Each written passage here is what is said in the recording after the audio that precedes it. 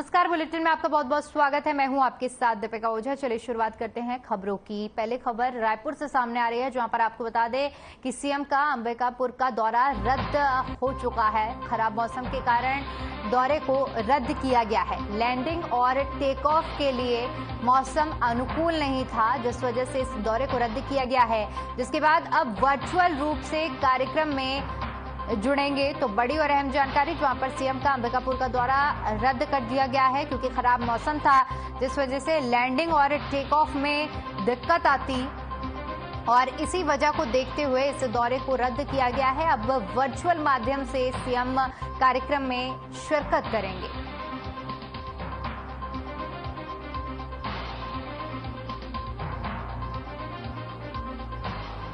तो बड़ी खबर सामने आ रही है, जहां पर सीएम का अंबिकापुर का दौरा रद्द किया गया है, और बता दें कि खराब मौसम के चलते इस दौरे को रद्द किया गया है। वजह बताई जा रही है कि मौसम टेक ऑफ और लैंडिंग के लिए अनुकूल नहीं था, जिस वजह से इस दौरे को रद्द किया गया है। अब वर्चुअल रूप से सीएम इस कार्यक्रम में शिरकत करेंगे।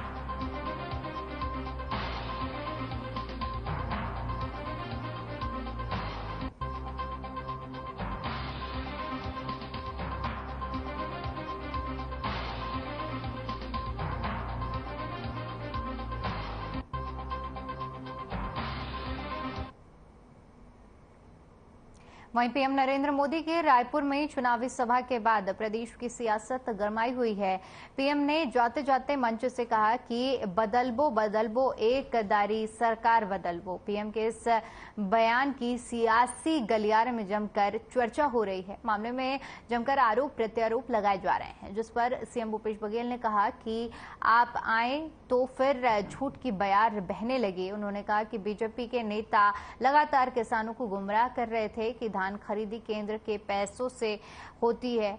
आप प्रधानमंत्री हैं और आपको तो सच पता है, लेकिन आप भी झूठ बोल गए। उन्होंने कहा कि उम्मीद थी कि कुछ देर जाएंगे, लेकिन झुंझुना तक नहीं मिला, केवल राज्य सरकार को गाली देकर गए।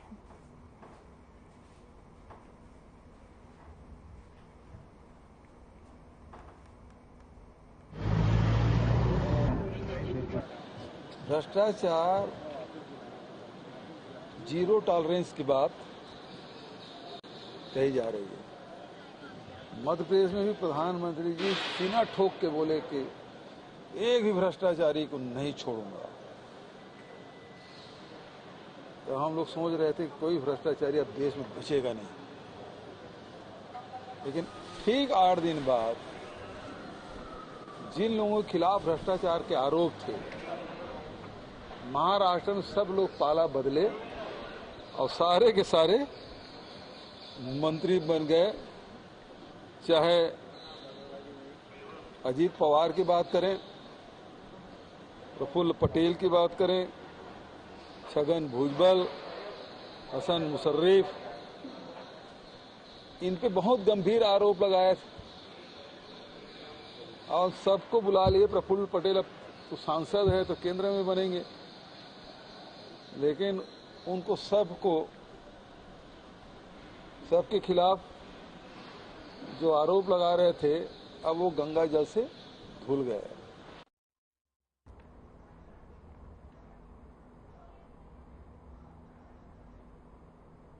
टीएस सिंहदेव ने अपने बयान में कहा कि मैं कभी भी बीजेपी के साथ नहीं जाऊंगा। ऐसी परिस्थिति आती है तो मैं रिटायर होकर घर बैठना पसंद करूंगा। वह अभी भी बहुत सारे विकल्प हैं। और साथ ही साथ मोदी जी की सभा में छत्तीसगढ़ में हथौड़ी की फोटो देखी गई, इस पर भी बयान देते हुए कहा कि छत्तीसगढ़ की एक पहचान बनाने की क्रम इस सरकार ने जो चालू की है उसको हम मेंटेन कर रहे हैं। छत्तीसगढ़ में अगर कार्यक्रम हो रहा है तो स्वाभाविक है कि छत्तीसगढ़ की पहचान व प्रदर्शित होनी चाहिए, सामने रहनी चाहिए। वहीं बीजेपी ने छत्तीसगढ़ में हथौड़ी की फोटो को लेकर भी कहा कि इसका शुभारंभ बीजेपी शासनकाल में हुआ था, तो कांग्रेस क्यों इस पर वाहवाही लूट रही है। इस तरह की बयानबाजी आगे भी चलती रहेगी। ये सबसे बड़ी कमजोरी हो गई है धान की खरीदी, क्योंकि ऑन रिकॉर्ड दिल्ली की सरकार ने ये कह दिया कि अगर आप बोनस दोगे तो हम आपका चावल ही नहीं उठाएंगे। जो धान खरीदने की बात आज सरकार केंद्र की कर रही है, उस सरकार ने चावल उठाने के लिए लिखित में कहा है कि हम चावल नहीं उठाएंगे, पीडीएस का भर उठाएंगे, बाकी चावल नहीं उठाएंगे। अर्थात पहली चीज वही प्रमाणित हो जाता है कि वो धान खरीदी नहीं कर रहे हैं। अगर वो धान खरीदी कर रहे होते तो चावल नहीं उठाने की तो बात ही नहीं होती।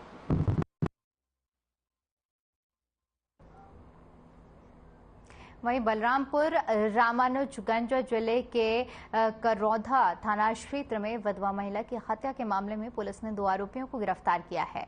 महिला से दुष्कर्म के बाद उसकी हत्या कर दी गई। महिला की सड़ी गली लाश संदिग्ध हालत में उसके कमरे से बरामद की गई है। जानकारी के मुताबिक करौधा थाना क्षेत्र अंतर्गत ग्राम पंचायत जवाहर नगर के चौरापारा की रहने वाली 45 वर्षीय महिला का विवाह ग्राम पंचायत लरीमा के सीधा टोली में हुआ था। कुछ साल पहले उसके पति का निधन हो जाने के बाद वो अपने मायके में रह रही थी।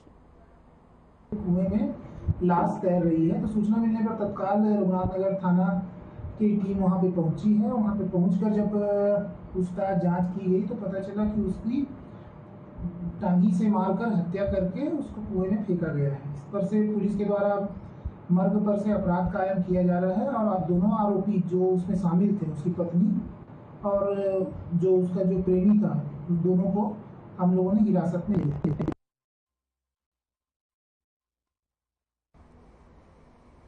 वहीं रायपुर से बड़ी खबर सामने आ रही है, जहां पर आपको बता दें कि घर के पास कुएं में शव मिलने की खबर सामने आ रही है। जहां पर बलरामपुर जिले के पंडरी गांव का ये पूरा मामला, युवक के शव मिलने से पूरे इलाके में सनसनी फैल चुकी है और हत्या की आशंका जताई जा रही है। रघुनाथ नगर पुलिस इस पूरे मामले की अब जांच कर रही है। तो बड़ी जानकारी, जहां पर घर के पास कुएं में शव मिला है। बलरामपुर जिले के पंडरी गांव का ये पूरा मामला, जहां पर युवक का शव मिलने से इस पूरे मामले के बाद सनसनी फैल चुकी है।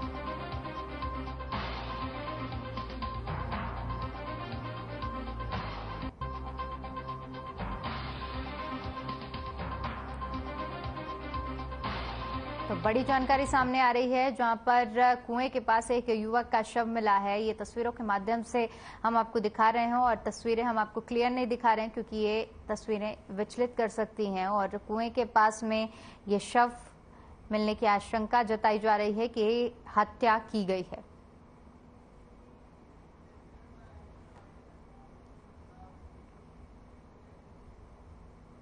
वहीं बरसात में गड्ढों की परेशानी को लेकर मंत्री शिव कुमार डहरिया का बयान सामने आया है। उन्होंने कहा कि गड्ढों को ऐसे ढक दिया गया जो दिखता ही नहीं है। बीजेपी ने बिलासपुर को खोदनपुर न दिया। उन्होंने कहा कि हमारी सरकार उनको ठीक करने का काम कर रही है, प्रयास करेंगे कि आगे इस तरीके की घटनाएं ना हो। तो वहीं उन्होंने पीएम मोदी के छत्तीसगढ़ी बोले जाने पर कहा कि पीएम के आने से कोई फर्क नहीं पड़ेगा, चुनाव होता है तो वे छत्तीसगढ़ आते हैं। उन्होंने कहा कि बीजेपी ने कभी भी छत्तीसगढ़िया लोगों का ध्यान नहीं रखा है। के आने से छत्तीसगढ़ में कोई असर नहीं पड़ेगा। वो तो वैसे भी 7 साल बाद आए हैं और जब चुनाव होता है तभी आते हैं इन लोग। चुनाव के पहले 4.5 साल भारतीय जनता पार्टी ने कभी छत्तीसगढ़िया लोगों का ध्यान रखा है? छत्तीसगढ़ के लोगों के बारे में कुछ किया है इन लोगों ने? न छत्तीसगढ़ की जनता के लिए किया, न छत्तीसगढ़ के लिए कुछ किया है। तो इनके आने से कोई असर छत्तीसगढ़ में पड़ने वाला नहीं है। वहीं पूर्व मंत्री केदार कश्यप का बयान सामने आया है, जिसमें उन्होंने कांग्रेस की ओर से 12 जुलाई को होने वाले मौन सत्याग्रह पर अपनी प्रतिक्रिया दी है। उन्होंने कहा कि कांग्रेस राहुल गांधी को लेकर मौन है क्योंकि अनिच्छुक व्यक्ति को अपने राजनेता बनाने की कोशिश की जा रही है। राहुल गांधी की जैसी हरकतें हैं, क्या यह उनके कार्यकर्ता नहीं जानते हैं कि किस तरह से बात करते हैं और बातों को पलट देते हैं? कांग्रेस का इतिहास रहा है और ऐसे नेता को अगर कार्यकर्ता पूजते हैं तो वह धन्य है। कांग्रेस पार्टी को बचना चाहिए, तो ऐसे नेता से उन्हें पीछा छुड़ाना चाहिए। वहीं छत्तीसगढ़ महतारी पर भी उन्होंने अपनी प्रतिक्रिया दी है।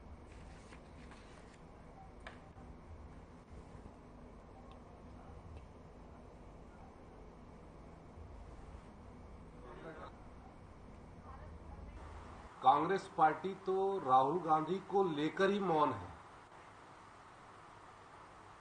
क्योंकि अनिच्छुक व्यक्ति को आज वो अपना राजनेता बनाने की कोशिश कर रहे हैं। और जिस तरीके से राहुल गांधी की हरकतें हैं, ये क्या कांग्रेस पार्टी के वो उनके कार्यकर्ता नहीं जानते क्या किस तरीके से वो बात करते हैं और किस तरीके से बातों को पलट देते हैं।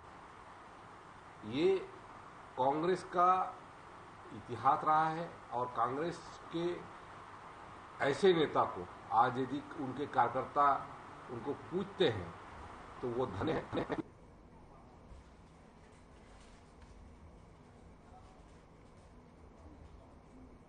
जिले के ग्राम पंडिकीठी में अनुविभागीय अधिकारी राजस्व सुरुचि सिंह आईएएस और राजस्व विभाग की टीम ने एक युवक को अवैध तरीके से रेत गिट्टी के भंडारण करते हुए पकड़ा। बता दें कि जांच करने पर पाया गया कि वाहन में गिट्टी भर के आ रहे थे, पर किसी भी प्रकार की रॉयल्टी पेपर नहीं थे, जिसके बाद तत्काल कार्रवाई करते हुए आईएएस ने वाहन जब्त कर नवागढ़ में सुपुर्द कर दिया और खनिज विभाग को कार्रवाई के निर्देश दिए गए।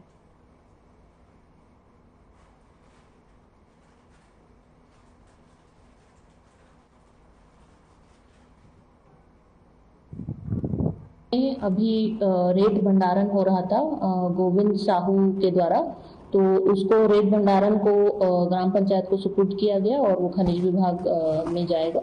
और दूसरा ट्रक एक मिला था गिट्टी का जिसमें रॉयल्टी नहीं थी, तो उसको भी नवागढ़ थाने में ले गए हैं और वो भी खनिज विभाग को सुपुर्द किया जाएगा।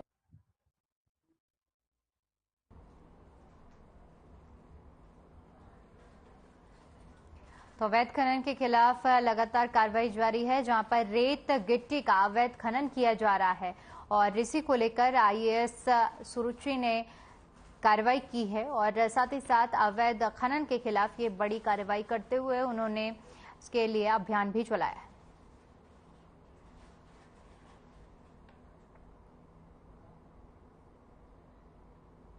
खबर रायपुर से है, जहां पर कांग्रेस प्रदेश मुख्यालय राजीव भवन में प्रेस कॉन्फ्रेंस की गई, जिसमें पीसीसी चीफ मोहन मरकाम, कांग्रेस संचार विभाग के अध्यक्ष सुशील आनंद शुक्ला, प्रदेश सह प्रभारी सचिव चंदन यादव समेत कांग्रेस के वरिष्ठ नेता मौजूद रहे। इस दौरान पीसीसी चीफ मोहन मरकाम ने प्रधानमंत्री नरेंद्र मोदी के बयानों पर पलटवार करते हुए कहा कि उनके द्वारा लगाए गए आरोप निराधार हैं।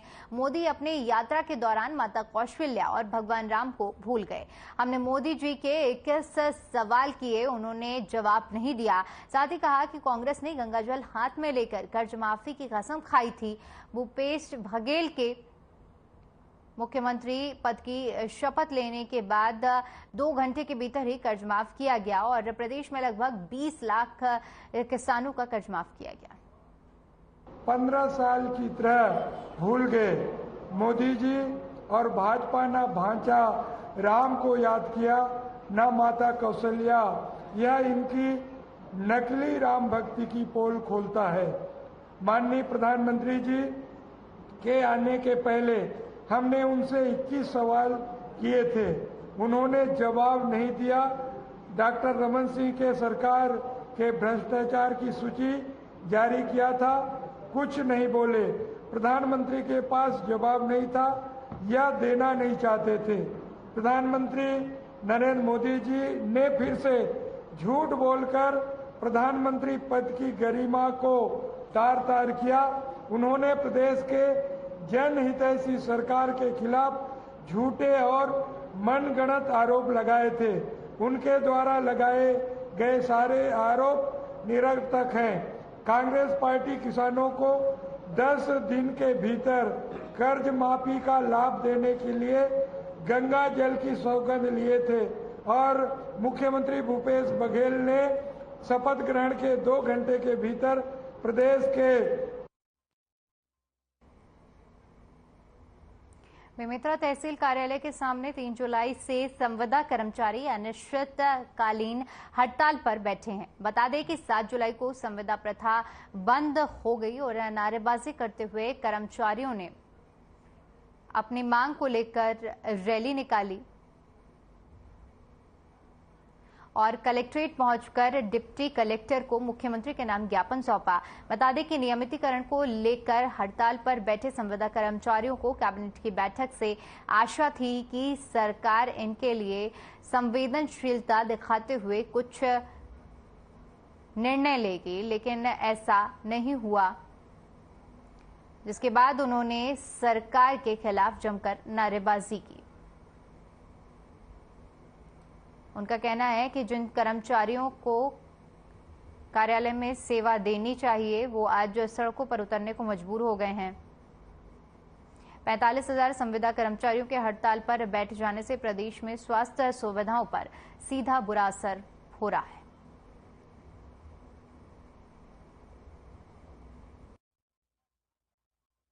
मतलब प्रशासन को नियमितीकरण के बारे में छत्तीसगढ़ संघ जिला बेमेतरा के द्वारा ज्ञापन सौंपा गया है और संविदा प्रथा अंत करने के लिए करके हम पुतला दहन किए हैं वहाँ पे।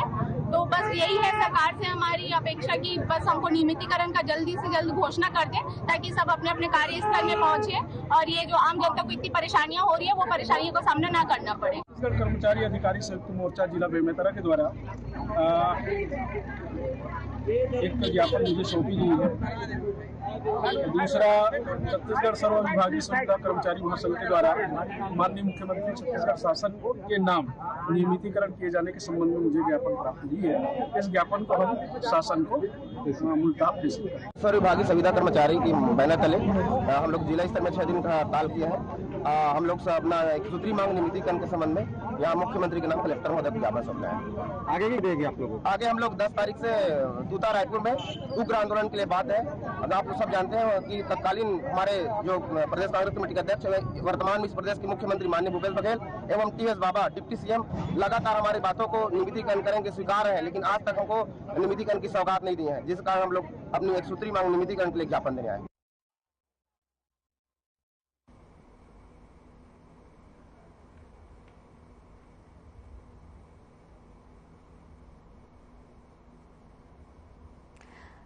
तो 3 जुलाई से अनिश्चितकालीन हड़ताल पर कर्मचारी बैठे हुए हैं और अपनी तमाम मांगों को लेकर हड़ताल की जा रही है। बता दें कि इन कर्मचारियों ने मुख्यमंत्री के नाम ज्ञापन भी सौंपा है और इस पूरे हड़ताल में 45,000 संविदा कर्मचारी शामिल हैं जो अपने हाथों में बैनर लिए अपनी मांगों को पूरा होने के लिए ये अपनी मांग रख रहे हैं, लेकिन उनकी मांगें पूरी नहीं हुई हैं। इसीलिए 3 तारीख से वो लगातार हड़ताल कर रहे हैं और अपनी मांगों को सामने रख रहे हैं। तो तस्वीरों में आप देख सकते हैं कि किस तरह से हड़ताल जारी है संविदा कर्मचारियों की। 45,000 संविदा कर्मचारी लगातार हड़ताल कर रहे हैं।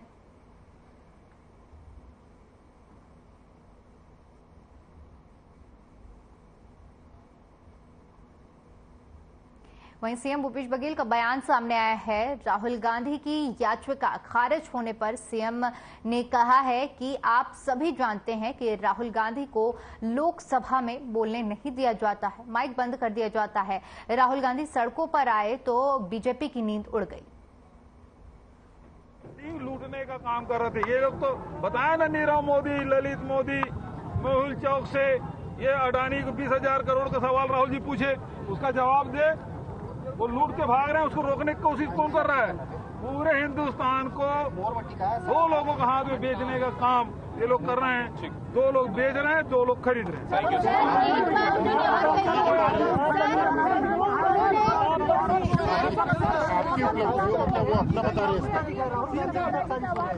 साजिश तो वो लोग कर रहे हैं, षड्यंत्र वो लोग कर रहे हैं, फर्जी तरह के फंसाने काम वो लोग कर रहे हैं और आरोप हम पे लगा रहे हैं।